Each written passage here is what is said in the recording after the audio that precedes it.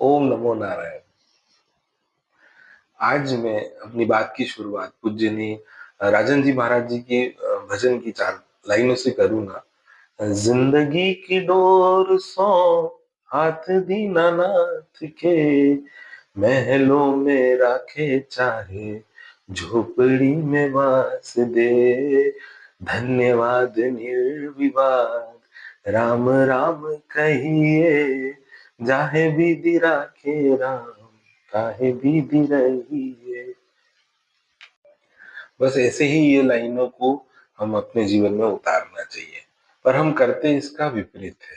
मैं किसी एक को नहीं, ये एक मानव प्रवृत्ति है कि हम जो सफलताएं होती हैं उसका श्रेय खुद लेते हैं। कुछ ही लोग होते होंगे जो भगवान को बोलते होंगे, वो भी ऊपरी मन से, अंदर से शायद ही कोई बोलता हो, क्योंकि बोलते हैं हमने जीवन में कॉम्प्रोमाइज किया, हमने दिन रात मेहनत करी, तब हम आज इस मुकाम पर हैं।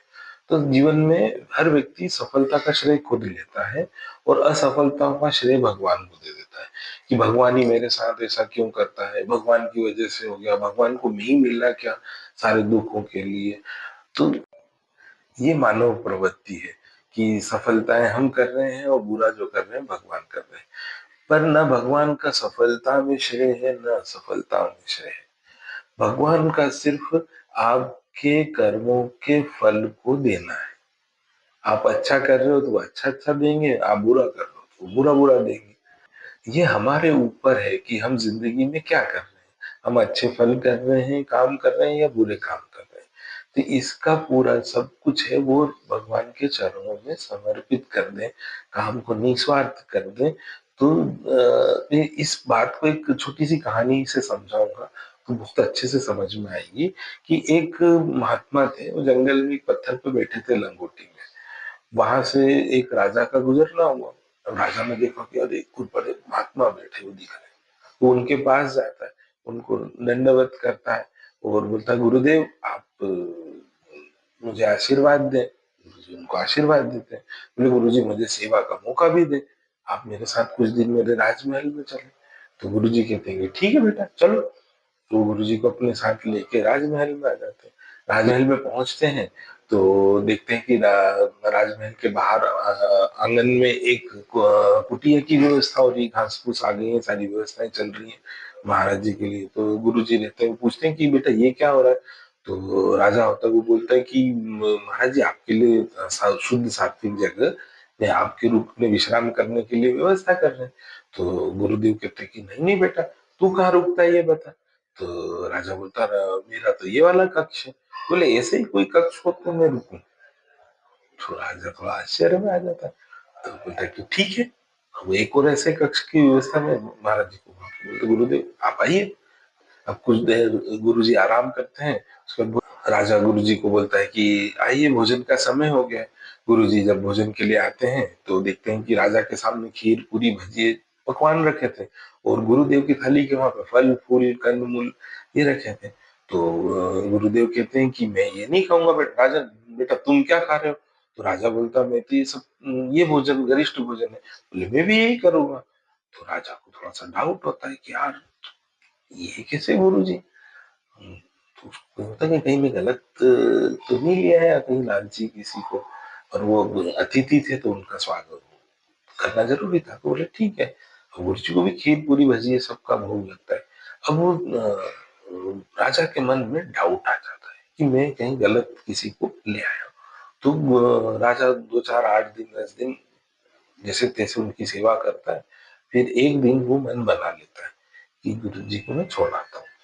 तो गुरुदेव से कहता है कि गुरुजी मैं जा रहा हूँ शिकार के लिए, तो आपको मैं छोड़ देता हूँ।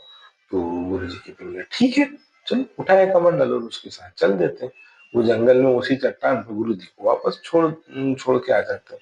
अब वो राजा ने बहाना करा था, तो वो बेचैन हो जाता है कि यार अगर लालची होते गुरु जी तो वो रुकते, कोई बहाना करते कि 2 4 दिन और कुछ भी ऐसा, तो उठे और चलते। उसको मन में शंका आती है।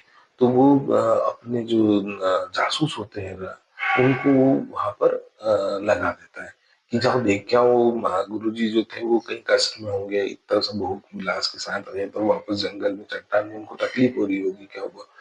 तो जासूस सब पता करके आते हैं और बोलते हैं कि नहीं तो बहुत मस्त में वहां पे भी बड़े आनंद में रह रहे। तो उसको लगता है मुझसे कुछ गड़बड़ हो गई है। तो राजा तुरंत वापस जंगल में जाता है, गुरुजी के पास जाता है और उनको सारी चीजें मन की बात बताता है। गुरु राजा भी विद्वान था, तो वो साष्टांग दंडवत करता और उनको बोलता है कि ऐसा ऐसा मैंने सोचा मेरे साथ, मेरे से ये बुद्धि सुलझ नहीं रही है कि ऐसा क्यों। तब गुरु जी बोलते हैं कि बोले बेटा मेरे कोई प्रारब्ध होंगे, मेरे कोई कर्म होंगे कि मेरे को कुछ समय राजा जैसा जीवन जीना था, जब भी तू आया है ना। अब मैं वहां पे जाके अगर मैं मेरे जैसे ही जीवन जीता तो वो भगवान मेरे ऊपर हंसते। तो मैं जब भगवान ने मौका दिया राजा जैसा जीवन जीने का तो मैं राजा जैसा जिया। तूने उस दिन बोला कि महाराज जी वापस छोड़ देता हूँ, तो मैंने सोचा मेरे भोग पूरे हो गए राजा का, मैं वापस मेरे फकीरी के बाद उसमें आ गया। तो जहाँ विधि राखे राम ताए विधि रहियो। तो इसी प्रकार हमें जहाँ है जैसे हैं भगवान का धन्यवाद देना चाहिए, हमको खूब प्रार्थना करना चाहिए, हमें खूब प्रेम से रहना चाहिए जिस भी परिस्थिति में है, क्योंकि जिस भी परिस्थिति में है हम हमारे कर्मों से ही हैं। तो हम अच्छा करते चलेंगे तो हम अच्छे भोग भोगेंगे, बुरा करेंगे तो बुरा करते भोगेंगे। इसलिए आप भगवान को धन्यवाद दें और निर्विवाद थे कि कोई उसमें क्वेश्चन मार्क नहीं। क्योंकि आज आपके पास जो चीज है कितने लोगों के पास वो चीज नहीं होगी। और मेहनत करें, आगे बढ़े, खूब उन्नति करें, सबसे खूब प्रेम करें और ईश्वर को हर चीज के लिए धन्यवाद दें। ओम नमो